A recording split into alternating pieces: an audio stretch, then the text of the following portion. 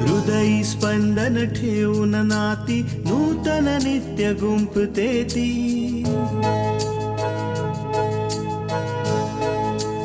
हो हृदयी स्पंदन ठेवून नाती नूतन नित्य गुंफते ती. अंगणाची किरणे होऊन घरटे स्वर्णिम करते ती. स्मित फुलवून अधरांवरती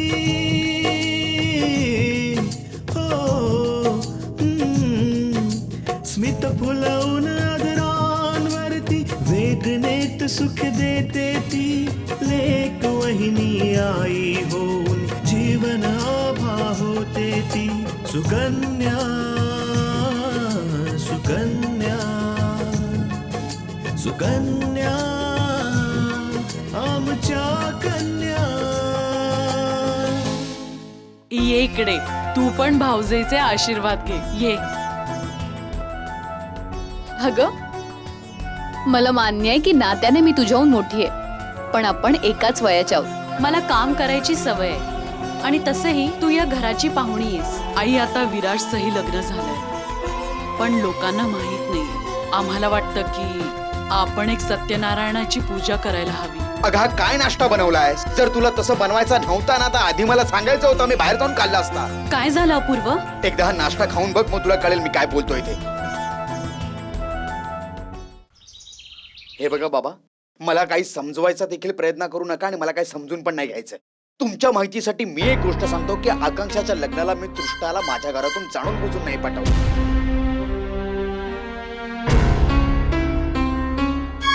अपूर्व बेटा, तू हे काय बोलतोयस? अरे तू असं केलं तरी कशाला? कारण आकांक्षामुळे माझ्या पूजाला जाळणारे राजरोसपणे बाहेर फिरतायत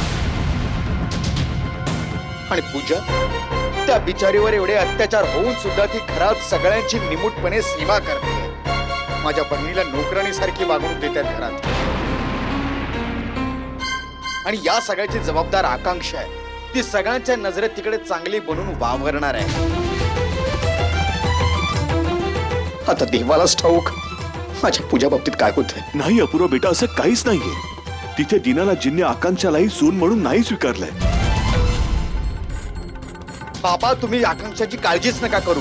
तुमचा तो जावई आहे ना विराज, तो सगळं काही बघून घेईल. अपूर्व, आवाज चढवून माझ्याशी बोलू नका बाबा. तुमच्या या नवीन नातं जोडण्याच्या नादात ना तुमचं जे नातं तृष्णा बरोबर आहे ना ते नातं ना आता मी तोडतोय. आता तृष्णा तुमच्या घरात कधीच नाही येणार आणि जर आली ना तर या घरात तिने कधीच पाऊल नाही ठेवायचं. बेटा माझं बोलणं तर ऐकून घे. हॅलो अपूर्व, माझं ऐकून तरी घे. अपूर्व,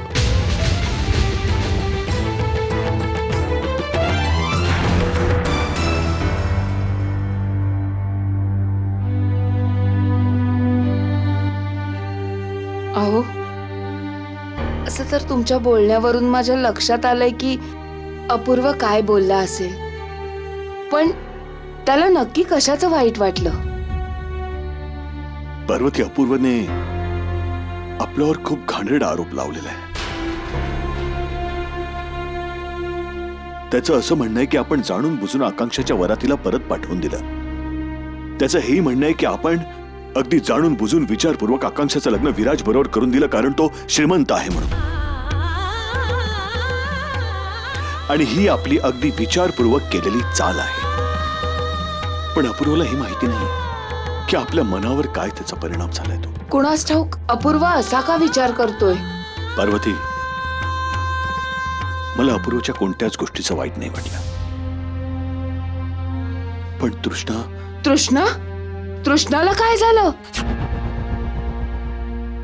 अहो अपूर्व तिला काही करणार तर नाही ना? नाही पार्वती, पण तो आजच्या नंतर तृष्णाला कधीच आपल्या घरी नाही पाठवणार आहे. आणि म्हणूनच त्याने तृष्णाला आकांक्षाच्या लग्नात पाठवलं नाही.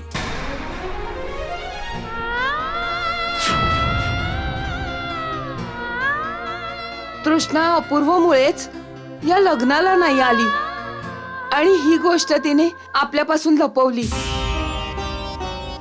आता तर मला असंही वाटतंय की ही गोष्ट आकांक्षाला माहित होती, म्हणूनच तिने मला तृष्णाशी जास्त बोलू नाही दिलं.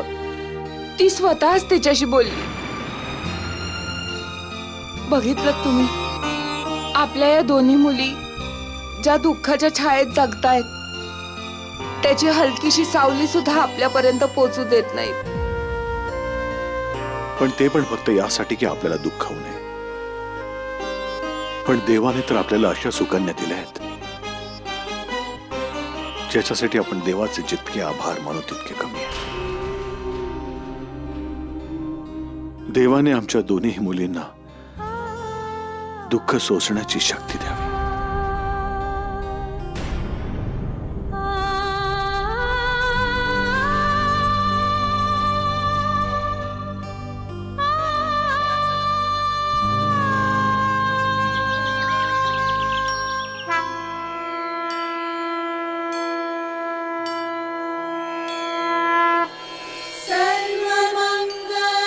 सर्वमङ्गलमाङ्गल्ये शिवे सर्वार्थसाधिके शरण्ये त्र्यम्बके गौरी नारायणी नमोऽस्तुते नारायणी नमोऽस्तुते.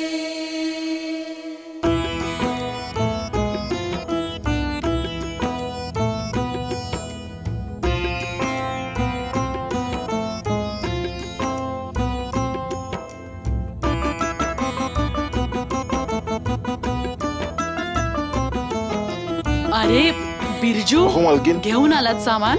बघू काय काय आणलं ते. फळं आहेत, फुलं आहेत, पूजेची सामग्री आहे आणि अरे पण याच्यात नारळ आणि उदबत्तीच नाहीये. मालकीन बाजारात तेच आणायला चाललोय. हा हा, जा लवकर आणा. बाकी सगळं आम्ही बघतो. सगळं अगदी व्यवस्थित व्हायला हवं. जा लवकर.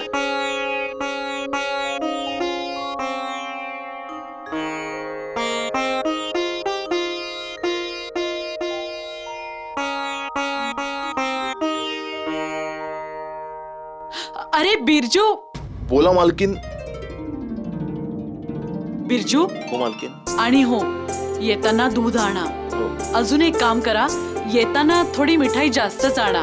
जमल्यास ड्रायफ्रुट्सचीच मिठाई आणा आणि काही वाटलंच तर फोन करा. हा, नक्की मालकीन. जा जा लवकर जा. आई, दूध तर आपल्याकडे आहे. हो पूजा, ते दूध तर चहा आणि कॉफी मध्ये संपेल, म्हणून आम्हाला वाटलं की आजच्या शुभ दिवशी आपण थोडी खीर बनवूया. म्हणूनच आम्ही अजून दूध आणायला सांगितलंय. आजच्या दिवशी सगळं व्यवस्थित व्हायला हवं आणि सगळ्यांचं तोंड गोड व्हायला हवं. पूजा, आता लवकर चल. तू पण मंदिरात जा आणि पूजेची थाळी सजव. हा, फुलं निवडून ठेव. हा, तोपर्यंत आम्ही इकडची साफसफाई करतो. जा जा.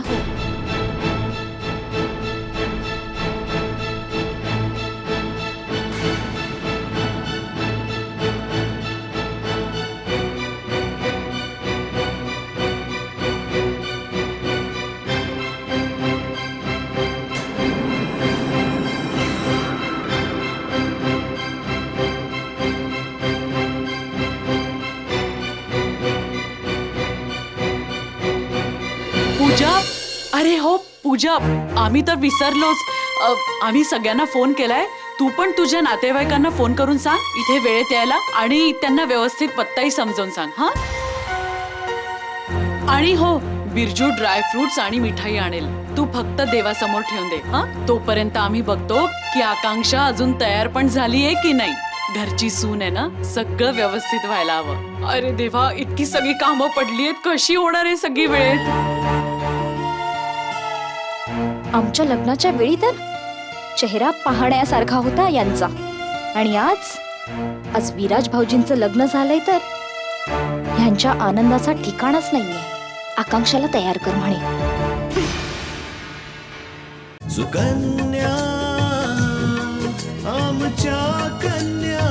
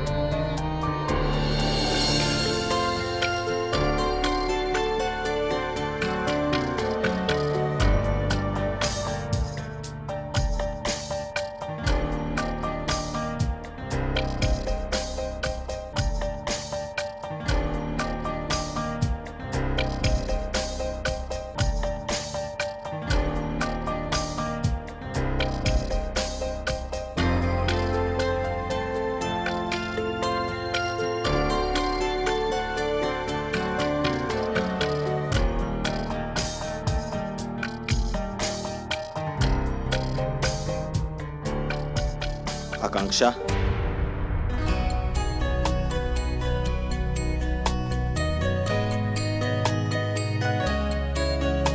काय झालं? कंटाळलीस का? नाही नाही, असं काही नाहीये. आकांक्षा, मी समजू शकतो की प्रत्येक मुलीप्रमाणे तू सुद्धा आपल्या सासरची स्वप्न पाहिली असते. खूप विचारही केला असेल, पण इथे येऊन असं काही नाही मिळालं तुला.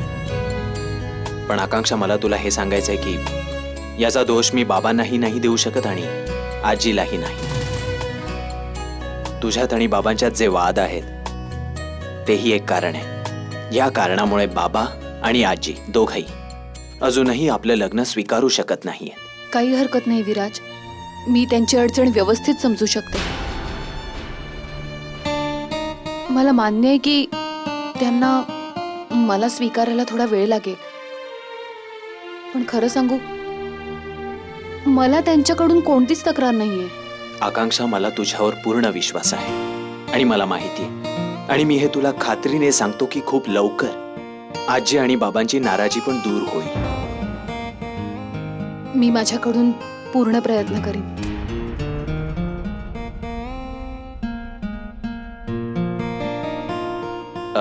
अच्छा आकांक्षा, आज घरात पूजा आहे ना? हो, आज तुम्हाला आणि मला पूजेत एकत्र बसायचंय आणि त्यानंतर आपल्याला सगळ्यांना भेटायचंय. पण आकांक्षा, आपल्या दोघांचं पूजेला एकत्र बसणं गरजेचं आहे का? हो विराज,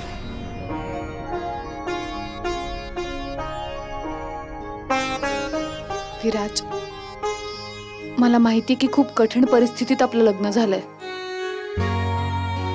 पण तुला खरं सांगू, मला अजूनही हे स्वीकार नाही करता येते की आपण दोघं नवरा बायको आहोत. पण लोकांना असंच वाटतं ना की आपण नवरा बायको आहोत. म्हणूनच पूजेत आपल्याला नवरा बायको म्हणून बसणंच खूप गरजेचं आहे विराज. मी तुझी द्विधावस्था समजतोय आकांक्षा. मी तुला विश्वासाने सांगतो, अगदी खात्रीने सांगतो की ज्याप्रमाणे आपण चांगले मित्र आहोत त्याचप्रमाणे आपण चांगले मित्रच राहू आणि एकमेकांना पती पत्नी तेव्हाच मानू जेव्हा आपण एकमेकांना मनाने पूर्णतः स्वीकार करू. थँक्स विराज. या थँक्स म्हणायची काहीच गरज नाही. आता जर आपण एकमेकांना समजून नाही घेतलं तर कोणी तिसरा थोडी येणार आहे समजून घ्यायला.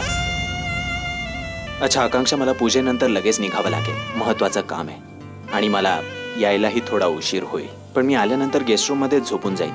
तू जेवण करून झोपून जा, माझी वाट नको बघूस.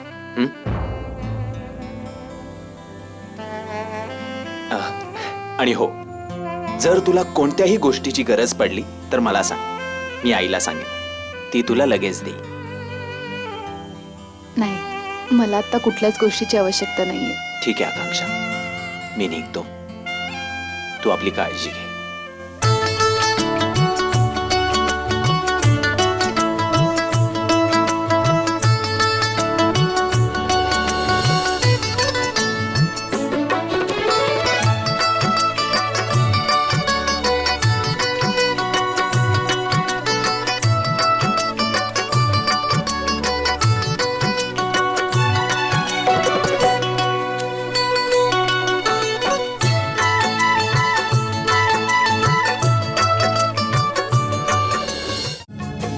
सुकन्या आमच्या कन्या.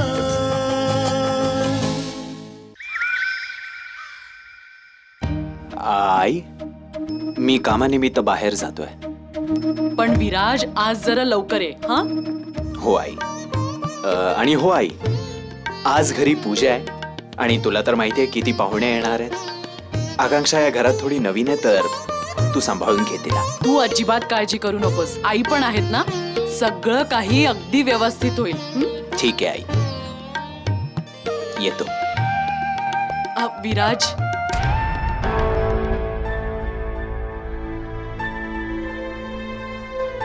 बेटा, तू खुश तर आहेस ना?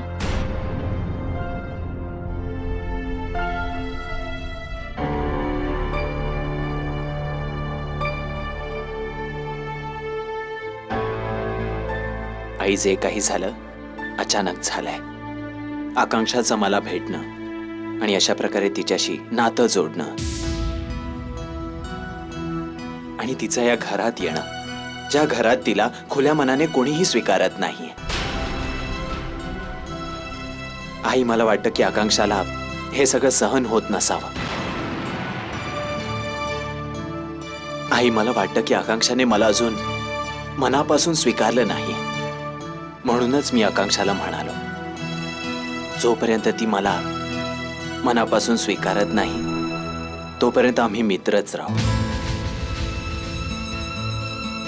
जगाकरता भले आम्ही पती पत्नी असो, पण एकमेकांच्या नजरेत आम्ही मित्रच राहू. आई, जर मी तिचा त्रास नाही समजू शकलो तर अजून कोण समजेल?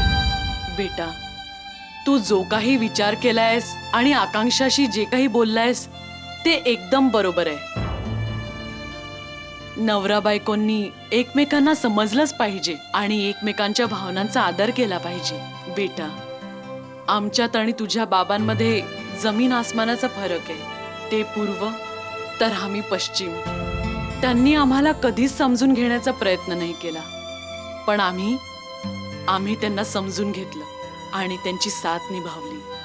आणि आज आम्हाला या गोष्टीचा आनंद आहे की तुझ्या बाबांनी आम्हाला कधी समजण्याचा प्रयत्न नाही केला, पण आमचा विराज त्याच्या बायकोला समजून घेण्याचा प्रयत्न करतोय आणि निभावतोय. आई, मी तुला होणारा त्रास समजू शकतो, पण ज्या प्रकारे गप्प राहून तू हा त्रास सहन केलास, माझी इच्छा नाही की आकांक्षाने तेच करावं. म्हणून मी आकांक्षाच्या मान आणि सन्मानासाठी लढायला नेहमी तयार असेन. त्यासाठी काही करावं लागलं तरी चालेल. तू अगदी बरोबर बोलतोयस बेटा. जर नवरा बायको एकमेकांना समजून घेतील आणि आपल्या नात्याला जपतील तर ते नातं मजबूत होतं, ज्याला कोणीही नाही तोडू शकत. तसं निभायचंच असेल तर कोणतंही नातं निभावू शकतो, पण त्याला आपण फक्त एक तडजोड म्हणू शकतो, नातं नाही. आई, तुझ्या आणि माझ्याशिवाय आकांक्षासाठी या घरातला प्रत्येक जण परका आहे. आई, मी कामानिमित्त पूर्ण दिवस बाहेर असतो. आई, त्यामुळे माझी इच्छा आहे की आकांक्षा जेव्हा पण घरी असते तू तिला सांभाळून घ्यावस. तिला एकटं वाटता कामा नये. सुकन्या आमच्या कन्या. आई, त्यामुळे माझी इच्छा आहे की आकांक्षा जेव्हा पण घरी असते तू तिला सांभाळून घ्यावस. तिला एकटं वाटता कामा नये. तू नेहमी तिच्या बरोबर राहावस. तू तिची अजिबात चिंता करू नकोस. आम्ही स्वतः तिची काळजी घेऊ. तुझ्यावर जी जबाबदारी आहे ना, तू ती व्यवस्थित पार पाड. हळूहळू सगळं ठीक होईल. आमची तर देवाकडे हीच प्रार्थना आहे की लवकरात लवकर आकांक्षा आणि तुझ्यातला दुरावा कमी हो आणि तुम्ही दोघंही सदैव सुखी राहा. येतो आई.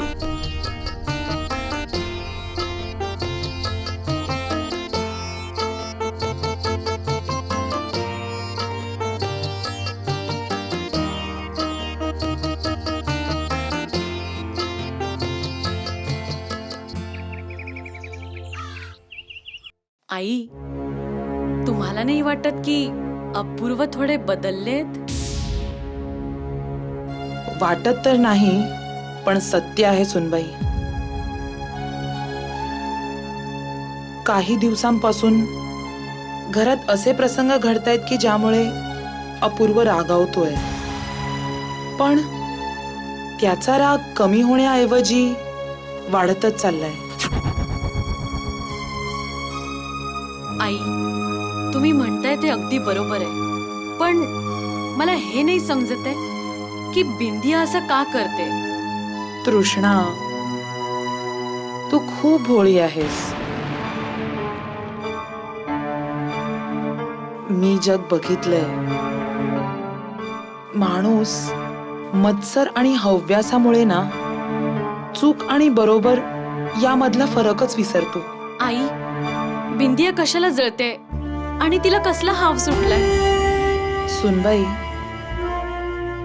काही वर्षांपूर्वी माझं उमा बरोबर अपूर्व आणि बिंदियाच्या लग्नाबद्दल बोलणं झालेलं. तेव्हा आमची कुटुंब बरोबरीची होती.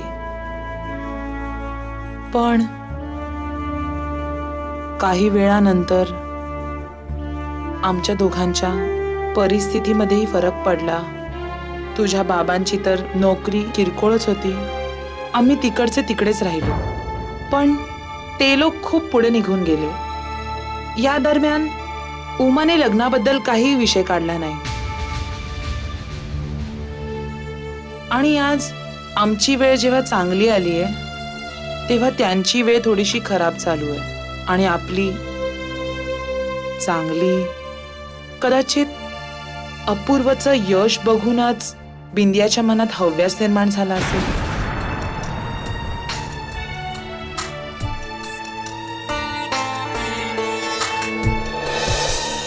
हो